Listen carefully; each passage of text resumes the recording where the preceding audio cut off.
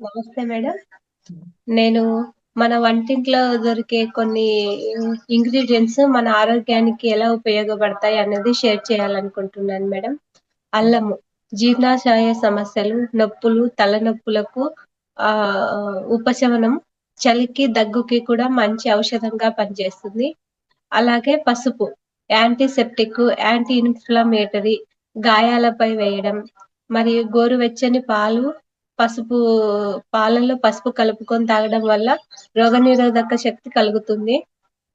అలాగే వాము జీర్ణాశయ సమస్యలు, గ్యాస్ ట్రబుల్‌కు చాలా బాగా ఉపయోగపడుతుంది.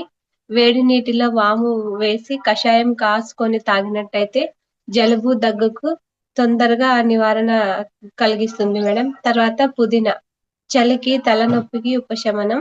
తాజా శ్వాసకోశకు పుదీనాకు చాలా ఉపయోగపడుతుంది.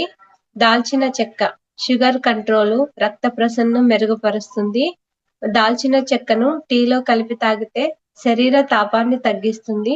నువ్వులు ఎముకల బలానికి, కాల్షియం కోసం సహాయపడతాయి. అలాగే ముఖ్యంగా చలికాలంలో శరీర ఉష్ణోగ్రతను పెంచుతాయి మనకు. అలాగే పాలకూర ఐరన్ మరియు ఫైబర్ పుష్కలంగా ఉంటుంది.